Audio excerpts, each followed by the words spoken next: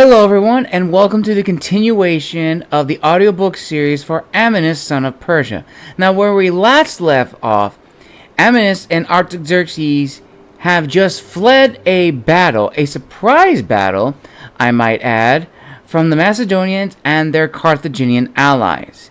Now, Amyntas and Artaxerxes have to return back to Athens, the capital of the Persian Empire, in Greece, to figure out what's the next plan. So without further ado, let's dive right in. Chapter 6. The forests of Macedonia were thick with dense trees and fallen timber, making it difficult to ride on horseback properly. Weaving left and right, Amyntas and the prince maneuvered through the heavy foliage, failing to see the tripwire ahead. "How far are we?" asked the prince. "I'm not sure, your highness," replied the Spartan. As the horse passed through the tripwire, there was a faint sound. Amyntas stopped the horse. "What was that?" asked the Spartan. "Watch out!" yelled the prince. Before the Spartan could react, a massive piece of timber hit Amyntas and the horse. The blow knocked the Spartan off and scared the horse in a panic. Artaxerxes was still on the beast as it reared back. Suddenly, the frightened animal bucked the prince off and fell backward, landing its full weight on the prince's leg, crushing it. Artaxerxes yelled in pain. "Your highness!" shouted the Spartan. "My leg!" cried the prince. "I think it's broken." Amyntas tried to get the horse off of the prince, but it was useless. He then had to drag the prince out. It was the more painful option, but they had no other choice. Freeing the prince, he saw that the leg was indeed broken. Parts of the femur were protruding out of the skin, and blood was oozing out everywhere, and fast. Amyntas had to bandage the wound quickly. Ripping a piece of his cape off, he cleaned off the blood and made a bandage around the wound, tightening it. Artaxerxes winced. "Your highness, we need to leave now," said Spartan. "Amyntas, I can't get up," said the prince. Before he could grab the horse, the beast had already gone up and rode deeper into the woods, leaving behind its riders. Amyntas grunted. "Then I'll carry you to your father." Lifting the prince, Amyntas slowly continued on his way back to the king. "Amyntas, we need to stop," said the prince. The pair had been walking for a while, and Amyntas' arms had grown tired. Setting him down by a tree, the Spartan and the Persian rest momentarily. "How did this go so wrong? Where did those Carthaginians come from?" asked the prince. "I'm not sure, your highness, but once you get out of Macedonia and back to your father, everything will be over," said Amyntas. "On that, we agree," said a familiar voice. Amyntas jumped to his feet with the spear at the ready. Artaxerxes slowly moved with the help of a tree and then sheathed his short sword. Then out of the shadows emerged several immortals and Artabanus. Amyntas' eyes were burning with anger at the Persian commander. Artaxerxes placed a hand on his shoulder, trying to calm his friend. "Wait," said the prince to his bodyguard. Amyntas lowered his spear. "Where were you, Artabanus? Why were you not at camp?" said Amyntas, trying to hold back his anger. The elder Persian removed his cloth mask and cleared his throat. "I was there, Spartan.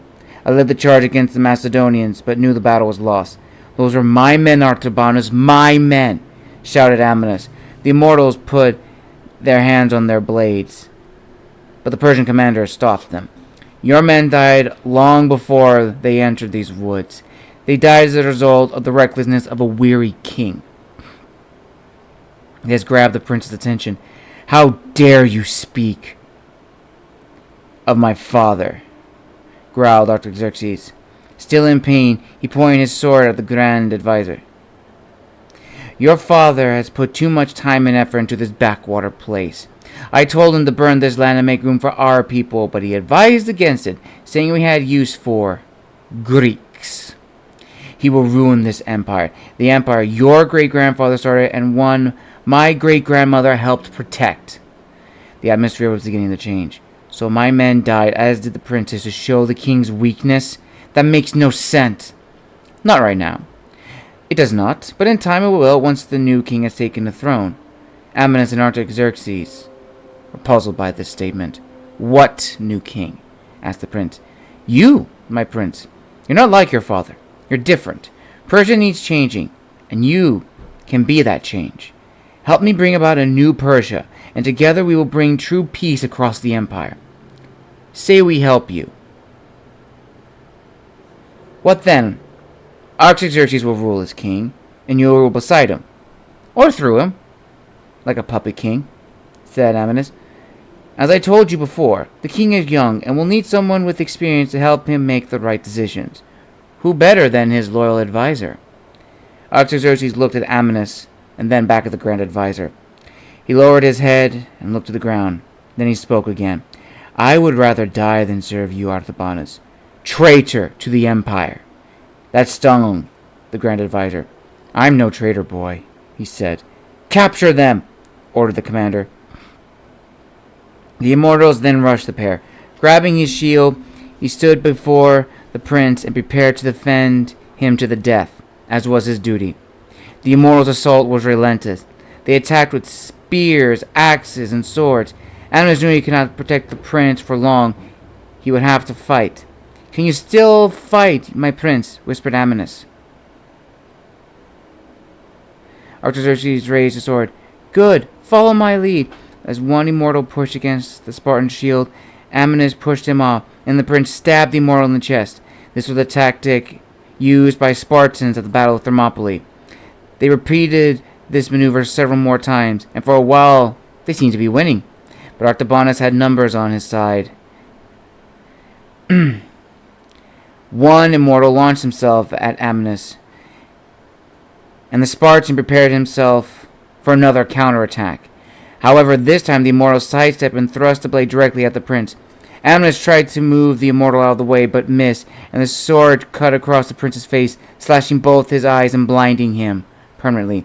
The young prince screamed in pain and dropped his weapon. My prince! Shouted Amyntas. Now the Spartan was hungry for blood. He stabbed the immortal in the neck and tossed him aside. He then drew his sword and made a mad dash toward Artabanus. Sadly, he was hit by a Persian arrow and fell to the ground. Alive, but hurt. Shall we finish them off, my lord? Said one immortal. Artabanus shook his head. I have a better idea. Moments later, Amyntas woke to the sound of the ocean and the seagulls. He blinked several times and looked up at the blurred images before him. As the pictures came into focus, he saw Artabanus. He lunged at him, but was stopped by a firm hand on his shoulder and a jab to his face with the end of a spear, forcing him to his knees. Amyntas, said the prince wearily. The young Spartan looked to his left and saw the prince. He was alive, but badly hurt. His face was covered by a white bandage stained with blood. I'm here, your highness. Where are we? Asked the prince weakly. We're by the ocean, he said softly. Looking back at his captures, he saw Artabanus talking to a Carthaginian soldier. Is our deal still intact? Said Artabanus. We just lost Sicily, Persian, and our king has fallen in battle a year prior. It will take time to regain our full strength, but do not fret. You will have your army once our new king is elected. It will take time. The Carthaginian was named Sicarbal, a member of the sacred band of Carthage, an elite fighting unit composed solely of Carthaginian soldiers from the top of the crop. Time is all I need. I will keep you informed of my plans, said Artabanus with a smile. He then turned to Amyntas and the former prince. He knelt before them in the sands. A pity. I had such high hopes for you, Artaxerxes. I won't kill you, but I cannot let you or your bodyguard interfere with my plans, said Artabanus. No, you will just sell us into slavery like a coward, said the Spartan. He spat at the immortal's face. Artabanus then grabbed Amyntas by the neck. Consider this a mercy, Greek, replied Artabanus. My reign will bring Persia to a new era. We will dominate all of Europa. The world will know nothing but Persian. What do you say to that? Amyntas glared at him and spoke in Greek. I will have my vengeance in this life or the next, and I will take from you everything. The prince also gave his curse in Persian. You have disgraced everything your grandmother fought to protect. You are no savior. Persia will die before serving you. He spoke with so much anger and confidence that it made Amyntas smile. Artabanus got up and looked at the Carthaginian. They're all yours, Sicarbal. Do with them as you will, said Artabanus, as he got atop his horse and rode off with his immortals. Take them aboard, said Sikorbal. They grabbed the two off the ground, and the two men realized their lives would be very different. No longer were they Amyntas, son of Sparta, and Artaxerxes, the prince of Persia. They were now Amyntas and Artaxerxes, slaves of Carthage. After the massacre in Macedonia, Artabanus and his immortals began spinning tales of Amyntas and the prince. They cement their legacy as heroes. Artabanus proclaimed that Amyntas fought like a true Spartan and died defending his prince to the last breath, whom fought like a lion himself. According to Artabanus, both men were burned, and their ashes were sent to the wind. The ruse worked, and all across the empire, songs and monuments were created to solidify their legacy. Amyntas was hailed as the most heroic Spartan of his time in Sparta. The leadership back home then erected a young Spartan statue as an example for all new Spartans to follow and live by. Despite the dedication, he could not hide the sadness that affected those close to him. Leonidas lost a young and talented soldier. Nicholas and Katerina lost their son. And as per Spartan tradition, they would hang his shield in their house. But Artabanus said that the Macedonians stole the shield, and that his armor was also gone. This sacrilege cut deep into Spartan culture, as they had no physical memory of their child. For Anahita, she lost a dear friend, one she has known since they were children. After hearing the news, she cried for many days, and closed herself off except for her family, Nicholas and Katharina. Pausanias, Amonfredus, and Pleistarchus lost a brother in arms. Although they survived the battle in Macedonia, they believed themselves lucky. Although they did not initially believe the stories, they had to accept that their friend was gone. In his memory, they poured themselves a cup to his name and vowed to defend the empire until their dying days. While Greece lost her beloved son, Persia was a different story. After learning what happened to his youngest son, Xerxes fell into a depression. He did not eat, nor sleep, or properly lead his forces in the other provinces of the empire. His depression worsened and soon transformed into anger and hate, and he would have violent episodes and lash out at his officials. This was the opportunity Artabanus was waiting for. He needed the king to lose face. Now it was time to strike and launch his final operation. Persia, 479 BC. At the capital city of Babylon, Xerxes sat on his throne, clasping a golden cup, carrying no wine. He had finished 2 vases of wine from the palace's cellars and had become drunk. As he sunk deeper into his throne, the intoxicated king did not hear the footsteps approaching him. Groggily lifting his head, he saw his grand advisor. "Oh, what do you want?" slurred the king between hiccups. Artabanus handed the king a papyrus. The king grabbed the tablet and studied it with his half-closed eyes. He then handed it back to his advisor. "I can't read this." "It is a decree from the zealots and other officials. They have deemed you unfit to continue ruling," said Artabanus.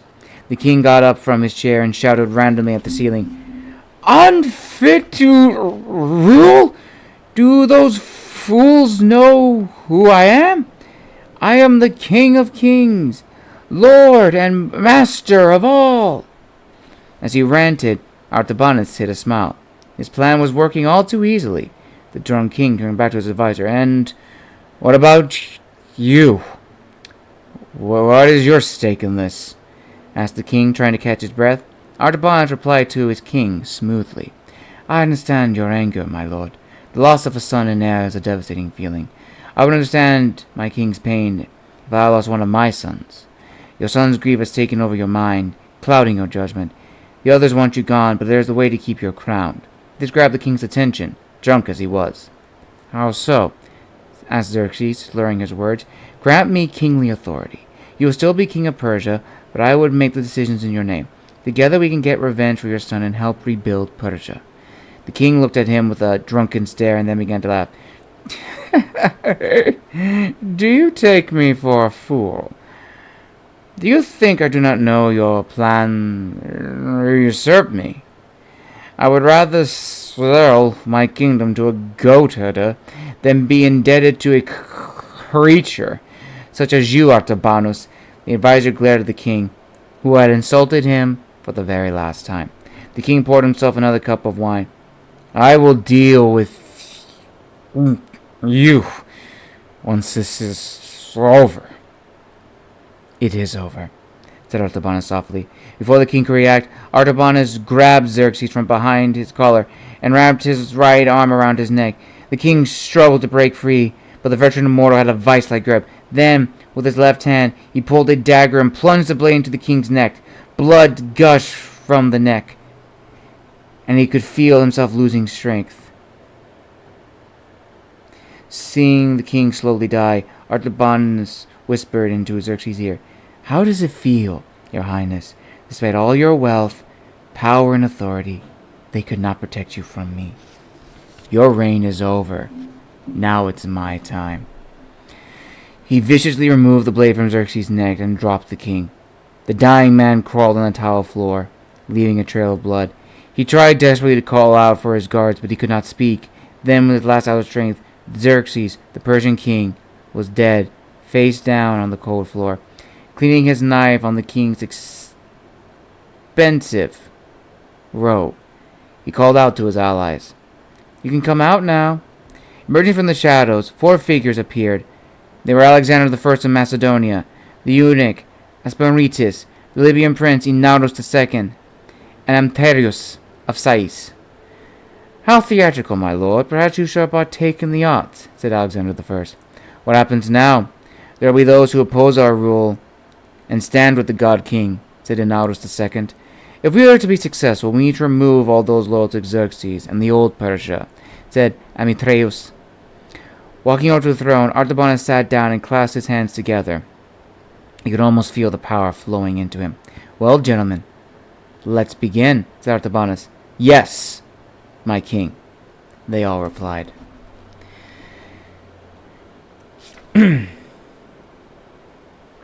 Chapter 8.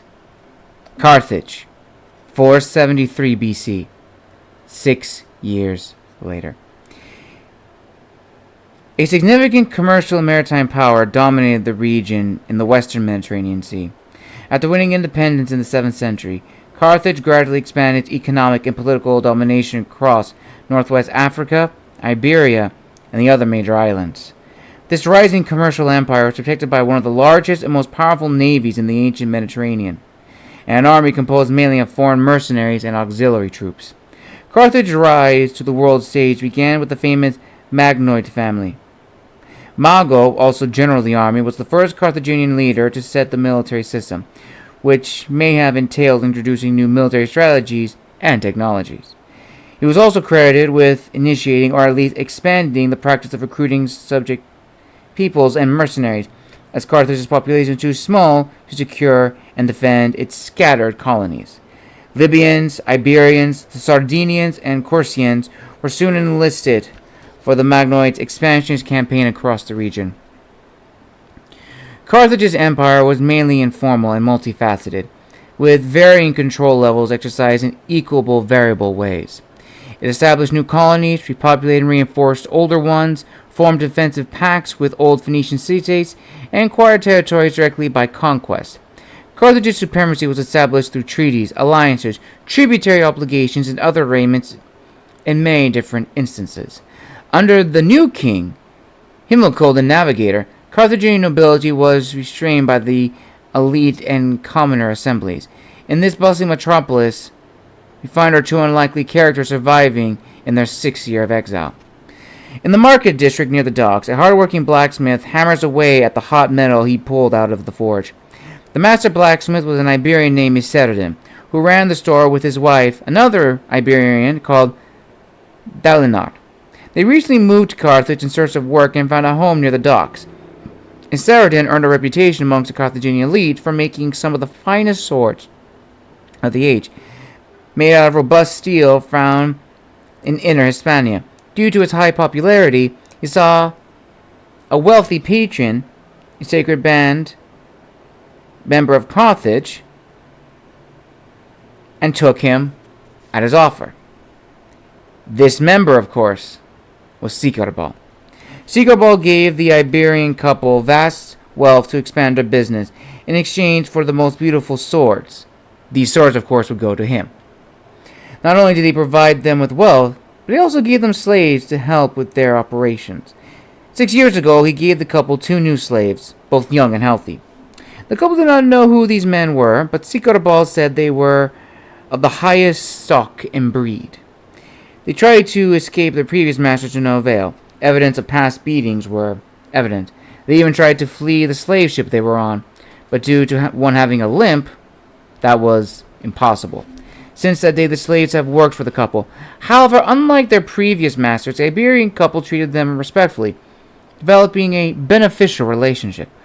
While working on a new commission, Isseradin realized he needed another hand for today's project. Amyntas, he called out.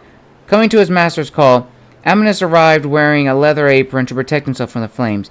He had changed in 6 years during his time in Carthage. His hair was no longer curly. Instead, it was relatively short and straight. On his face, he wore a long black beard just like the others back home. He was much taller than before, and more muscular due to the extensive hard work he had done with his master. Grab your hammer and help me with this, said Isseradin. Amyntas grabbed his hammer and helped his master flatten the metal, one strike at a time. The process was long and tedious, but they managed to pound out the steel into a flat piece with their efforts. The master blacksmith then took the hot metal and hammered the blade's belly to make a distinctive curved shape. He puts the metal back into the fire to bring it up to temperature. Did you collect the payment from our last client? Asked the Iberian. Yes, sir. I gave it to your wife, Nestalina, this morning. It's another successful sale, master, said the Spartan. The credit goes to you too, Greek. You helped me accomplish a task that would have taken me several weeks to achieve. Amyntas smiled and nodded his head. Speaking of tasks, I sent out to Xerxes to acquire a package of mine sent from Iberia, and he has not returned. Will you please find him for me? Amyntas agreed and removed his apron. Sending it aside, he went outside to the market to look for the prince. He knew all shipments in the Carthage would enter through the bay, so that's where he began looking. As he passed through the marketplace, he was greeted by the sound and smells of Carthage. As he neared the docks, he heard commotion approaching ahead. Pushing his way past several bystanders, he saw a brawl. He could not see who was inside. "Aha! Look at the blind cripple bastard fighting," said a voice from the crowd. Amyntas knew what cripple he was referring to. Shoving his way through, he entered the ring and saw bloody Artaxerxes fighting against a Numidian and a Celt. Amyntas got in between the prince and the 2 mercenaries. "Stay out of this, slave," said the Numidian. Amyntas glared at the soldier and quickly turned his attention back to the prince. "Are you all right?" he asked. Artaxerxes wiped his bloody nose. "I'm fine. What took you so long?" Amyntas looked back at the 2 men. "What is the cause of this fight?" said Amyntas. The Celt spoke up. His accent was harsh and raw. "This skinny bastard bumped into us. He then refused to apologize for taking our packets from Hispania," said the Celt. "That, sir, is an illogical fabrication. That package belongs to my master, Isseradin. The contents inside are for his project," said the prince. Amyntas knew who was telling the truth. "Gentlemen, this is a misunderstanding. Hand us the package so we can go about our daily lives. Or else," said Amyntas. "Or else what?" said the Numidian. "Or I'm going to rip out your tongues and feed them to you," replied the Spartan. The crowd gasped at the threat while the mercenaries chuckled. "Well now, looks like we got some more fresh meat," said the Celt. Amyntas knew what was going to happen. He quickly whispered into the prince's ear. "You take the Numidian on the left, big guy's mine. On my signal." As the 2 mercenaries closed in on the pair, Amyntas and Artaxerxes waited. As the mercenaries neared closer to the Spartan, Amyntas let out a loud yell. "Yahoo!" he shouted into the air. The sheer sound stunned the mercenaries and the crowd, giving the duo the time they needed. Artaxerxes tackled the Numidian to the ground and quickly pinned him in a headlock.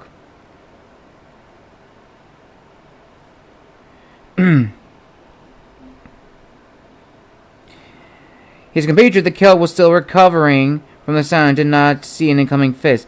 The punch knocked the big Celt backwards, and Amyntas followed up with another punch to the gut. The Celt hunched over, and Amyntas grabbed his head and kneed the mercenary square in the face. "Gah, my nose!" yelled the wild man. Amyntas did not give the Celt a moment of reprieve and assaulted the man on the ground. The crowd continued to cheer on the fighting until a company of soldiers emerged to break up the brawl. Their commander arrived at the scene atop his horse. "Enough!" he shouted. His bellowing voice stopped all activity. Amyntas and Artaxerxes broke away from the mercenaries. The commander approached the two soldiers. "What is going on here?" he inquired. "These Greek slaves mean to rob us, my lord. The youngest tried to steal a package from us," pleaded the Numidian. "Yeah, and when they refused to apologize for their thievery, they attacked us," said the Celt, covering his bloody nose. The commander looked at the two slaves and recognized them. "You there, Greek. Show me the package," he ordered. Amyntas walked over, grabbed the package, and presented it to the Carthaginian. As the Carthaginian inspected the item, his expression changed and glared at the two mercenaries. "Do you mean to rob me?" he said. The Numidian and Celt were puzzled. "What?" they asked. "Do you mean to rob me?" he yelled at them. The two soldiers were taken aback. "No, my lord. We would never steal from you," stuttered the Numidian. "Ah, but you did. This package belongs to a blacksmith under my employment and patronage. And these two slaves are his property. They serve him." The faces of the mercenaries went sheet white. "Thus, when you robbed him, you were robbing me," said the Carthaginian. "We're sorry, my lord. We had no idea that—" "Silence!" he yelled. "Your names, what are they?" The two mercenaries gulped and answered the commander. "Rafi Arju of the Numidian cavalry," he said. "Veranus, the Celtic Gauls," said the other. "Well then, Rafi Arju and Veranus, I never want to see you both near these dogs again unless it's for an invasion. Now out of my sight before I have you both flayed alive. Understand?" The two soldiers nodded and quickly ran off. The commander returned the package to Amyntas, and the two shared a brief exchange of words. "Thank you, Seek Audibal," said Amyntas. "Let's try to keep the fighting to a minimum now," said the Carthaginian, as he and his company left the docks and headed further into the city. As the crowd dispersed, Amyntas helped the prince, found a broken wooden pole and handed it to him. "Thanks, Amyntas," said the prince. "Come, let's get you cleaned up," said the Spartan. Arriving back at the workshop, the Iberian couple tended to Artaxerxes' wound. "I can't stand those mercenary brutes," said Dalinar. She used a wet cloth to clean off the blood that covered the young man's face. "And yet these same brutes help keep the Empire safe," replied her husband. Handing the package to him, the blacksmith opened it, relieved to see it was still in one piece. "What was the package, master?" asked Amyntas. The blacksmith explained that it was a new piece of material, unlike any other. It was a blue gemstone. Amyntas and the prince marveled at its beauty, especially Amyntas. Its beauty entranced him. Suddenly, the Spartan clutched his head, experiencing some slight discomfort. The blacksmith and his wife turned to the Spartan to see if he was all right. "I'm fine. Just give me a moment," he said. The blacksmith put the stone away and told the slave they could have the day off since business was slow. Leaving the two alone, Amyntas and Artaxerxes got a chance to speak privately. "So how's your nose?" asked Amyntas. "Fine now." "I could have taken them," said the prince. Amyntas chuckled. Despite the 6 years, Artaxerxes had changed very little. He was still very articulate, which came in handy when helping the blacksmith's wives. As for his blindness, initially it took some time to get used to the darkness, but the prince overcame it thanks to Amyntas' help. Though his leg had healed up, he developed a limp that needed the help of a cane to get around. His hair had grown longer, thus it had to be braided, and just like Amyntas, he managed to grow a goatee. However, he saw himself as not just the Prince of Persia. Instead, he was Artaxerxes, the blind Persian prince. "Do you think of home?" asked Artaxerxes. The Spartan looked down at the floor. Sparta, his home, was all but a distant memory to him. He could still remember his pater and mater, Anahita, Ares' temple, his friends in the army, and the green fields of Sparta.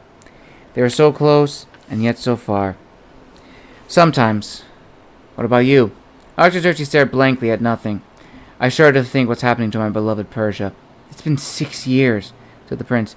"Well, we have the rest of the day to discuss that in more detail. Right now, I need to rest." "Head still hurts?" "What caused it?" asked the prince. "I'm not sure." When I saw the stone, I felt a burning in my head, as if my mind was on fire. Maybe a rest will help. The prince agreed. A good rest would do some good. Lying back in bed, the prince drifted off into sleep. As Amyntas did the same, the burning came back, and this time strange images appeared. Images of dragons, a crescent scepter, an unknown evil, and the silhouettes of 7 people. And with that, we will stop there for the audio series for Amyntas, son of Persia. Now it's getting interesting. We're now getting little trinklings of the gathering in Son of Persia. And as I mentioned early on in the series, Amyntas, son of Persia is a spin-off of the gathering. And while not a direct sequel, it is a what-if in its own separate universe that does have some Easter eggs and references. Anywho, I hope you enjoyed this episode. Make sure to like, comment, and subscribe down below what has been your favorite chapter thus far. And as always, I will see you all in the next video.